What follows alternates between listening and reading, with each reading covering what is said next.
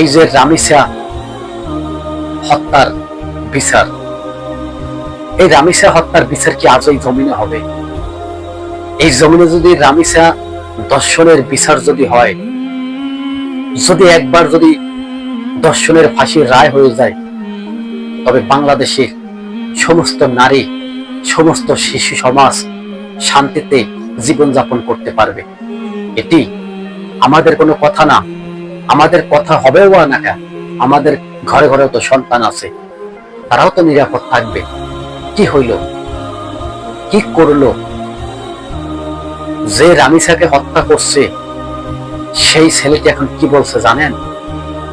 যখন পুলিশ তাকে জিজ্ঞেস করলো, রামিসাকে তুমি হত্যা কেন করলা, তোমার সাথে কে কে জড়িয়ে আছে, তখন সাইফুলের মুখ থেকে একটি শব্দ বাইর হয়েছে, ডলার হত্যা করছে। আমি হত্যা করি নাই, আমি ছিলাম, কিন্তু ডলার হত্যা করছে। আসলে বাংলাদেশের প্রধানমন্ত্রী এখন যে তদন্তগুলো করছে, তদন্তগুলো একবারে ঠিক আছে, তদন্ত করা তো ভালো একটা লক্ষণ। তার ঘোড়াঘাট ধরার জন্য তো এই তদন্তগুলো করছে, তাই না? হ্যাঁ, যখন এই ডলারের কথাগুলো সামনে আসলো, ফয়সাল যখন বলল আমি হত্যা করি নাই, ডলার হত্যা করছে, এর মানে কি? এর মানে সে কি বুঝাইতে চায়? তাকে কি তাহলে ডলার দিয়ে হত্যা করাইলো এই রামিসাকে? এই মাসুম বাচ্চাকে হত্যা করানো এটি কোনো কাজ করলো? একটি মাসুম বাচ্চা, তার উপরেও শত্রুতা, তাকে শিয়ালের মতো ছিঁড়ে ফিরে ছারখার করে দিল। আবার সে এও বলছে আমার স্ত্রী আর ভিতরে জড়িত নাই। পুলিশ এখনো কোন দিকে যাবে দিশা পিশা পাইতেছে না। কি করবে এই আসামি? এই আসামি এখনো বেঁচে আছে, কিন্তু আপনারা যারা যারা মনে করছেন ফয়সালের ফাঁসি হয়ে গেছে, না, ফয়সালের এখনো ফাঁসি হয় নাই, কিন্তু ফয়সালের মামলা এখনো চলছে, চার্জশিট দেওয়া হবে। সরকার নিজে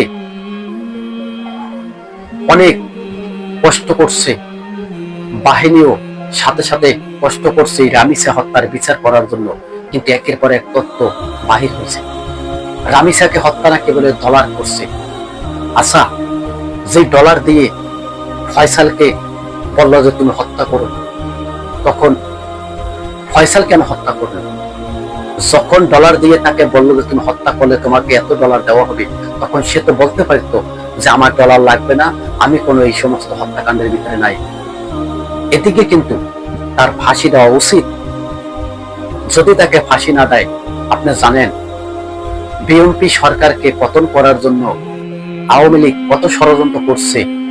ভাই, আজকের ভিডিওটা আপনাদের জন্য গুরুত্বপূর্ণ একটা ভিডিও হতে চলেছে। এই আওয়ামী লীগের এখনো নেতা কর্মীরা বাংলার জমিনে আছে থাকুক, তাদেরও তো একটা জমিন, তাদেরকে তো একটি দেশ, কিন্তু এই সরকারকে দমন করার জন্য আওয়ামী লীগ উঠে পড়ে লেগেছে। আমি জামাতের কোন কর্মী এই বিএনপি সরকারকে পতন করার জন্য কিন্তু পিছনে লাগে নাই।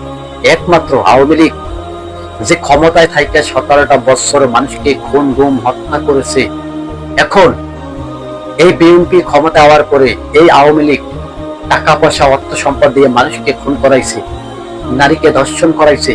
নাম পড়ছে কার জানেন? জামাতের কর্মীরা করছে, বিএনপির কর্মীরা করছে। কিন্তু ভাই, সজাগ হন, ভালো করে তদন্ত করুন, বেরিয়ে আসবে।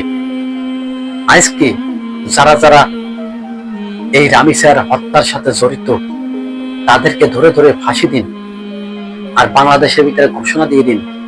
আপনারা তো আইনমন্ত্রী, আপনারা তো অর্থমন্ত্রী, আপনারা তো শীতমন্ত্রী, আপনারা চাইলে তো সব পারেন। আপনারা তো ঘোষণা দিয়ে দেন আজ থেকে এই আইন চালু করা হবে, ধর্ষণের মৃত্যুদণ্ড, ধর্ষণের বিচার হবে দশকের মাঝখানে এনে ফাঁসির মঞ্চে ওপেনে ফাঁসি দেওয়া হবে। এরকমের আইন চালু করে দেন, হয়তো বাংলাদেশের ভিতরে ধর্ষণ কমে যায়, মারামারি কমে যায়, হানাহানি কমে যায়। কি করলো ভাই? ভয়ঙ্কর একটা জবানা, সেই জবানার কথা নবী সাল্লাল্লাহু আলাইহি ওয়াসাল্লাম 1400 বছর আগে বলেছে যে হত্যা করবে সে নিজেও জানবে না তাকে কি করে হত্যা করলো। দর্শন বেড়ে যাবে, মাসুম মাসুম বাচ্চাদের উপরে যে রকমের ধর্ষণ হয়েছে, এই ধর্ষণ একমাত্র যদি বন্ধ করতে হয়, কোরআনের আইন আপনাদের চালু করতেই হবে। ঠিক আছে, আপনি প্রধানমন্ত্রী, আপনি তো একজন মুসলিম, আমি তারেক রহমানকে বলবো না যে আপনি একজন খারাপ লোক, আপনি একজন মুসলমানের সন্তান, কিন্তু বাংলাদেশের ভিতরে এমন একটা আইন চালু করে দেন, যারা ধর্ষণ করবে, যারা নিরীহ মানুষকে হত্যা করবে, তাদেরকে সর্বশেষ হবে মৃত্যুদণ্ড, সাজা। দর্শক, ভিডিওটা বিদ্যুতের গতিতে শেয়ার করে দিন। আর আপনারা যদি আমার এই চ্যানেলে নতুন হয়ে থাকেন, একটা সাবস্ক্রাইব করে দিন, দর্শকের মাঝে ছড়িয়ে দিন। আপনার একটা শেয়ারের কারণে হয়তো এই ভিডিওটা যার সামনে যাবে, সে হয়তো সতর্ক হতে পারবে তার পুরো পরিবার নিয়ে, তার ফ্যামিলি নিয়ে। ভালো থাকবেন। আসসালাম।